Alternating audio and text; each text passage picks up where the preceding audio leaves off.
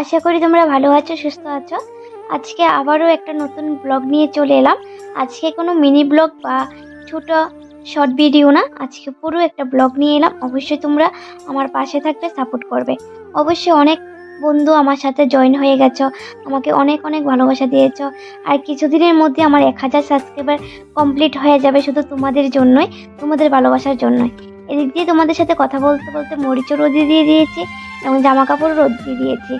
বাড়ির মোটামুটি কাজ আমার কমপ্লিট হয়েই গেছে, কিছুক্ষণ আগেই সকালেই কমপ্লিট হয়ে গেছে।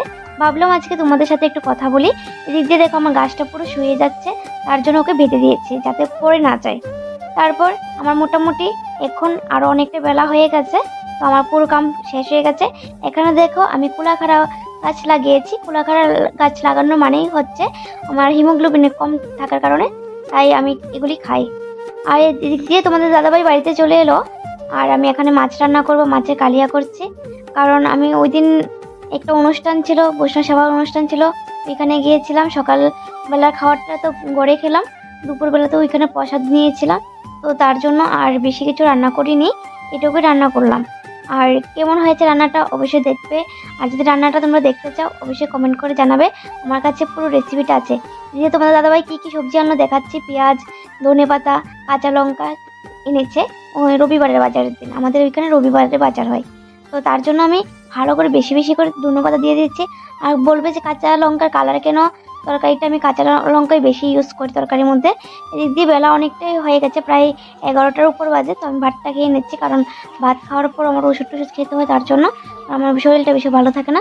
ভাতটা খাওয়ার পর আরও মোটামুটি কাম ছিল, আমার ঘরের কাম প্লাস আমার মোবাইলের কাম ছিল, ওইগুলি করে স্নান টান করে ঠাকুরের গীতা পড়ছি। গীতা যেটা আমাদের মন ও দেহ শুদ্ধ করে, কারণ গীতাটা পড়া ভালো, কারণ দেহটা পবিত্র হয়, তার জন্য। তো আজকে পড়লাম, বা যখন ভালো লাগে তখনই পড়ি, সবসময় পড়ি না আর কি। তো একটু তোমাদেরকে দেখালাম। আর দিদি যে আমি বললাম বৈষ্ণব সভা যাবো, রেডি হচ্ছে, তো দেখো আমি রেডি হয়ে যাচ্ছি। আর অবশ্যই বলবো আমার শাড়িতে বেশি ভালো লাগে না নাইটিতে বেশি ভালো লাগে, কারণ তোমরা তোমার যতগুলি ভিডিও দেখো সবগুলি নাইটি পরা ভিডিও, শাড়ি তো পরিই না, তার জন্য। আর দিদি আমার দেওরকে টাকা দিয়েছিলাম মিষ্টি জিরা আনার জন্য, কারণ এই সবগুলি একসাথে গুঁড়া করে তরকারি রান্না করব, কারণ প্যাকেটের মশলা খেতে খেতে তার ভালো লাগে না, তার জন্য বললাম যে গুঁড়ো মশলা খাবো না, এখন মিক্সচার করে বাড়িতেই খাবো। তো দেখো আমাদের কাকি শাশুড়ির সাথে আমি চলে যাচ্ছি বৈষ্ণব সেবা খেতে। তো অবশ্যই জানাবে আমার এই পুরো ব্লগটা কেমন হয়েছে, কেমন লেগেছে অবশ্যই জানাবে, তাহলে আমি নতুন আরেকটা ব্লগ দিতে আগ্রহী হব। এই বলে আমি আমার ভিডিওটা শেষ করছি। টাটা।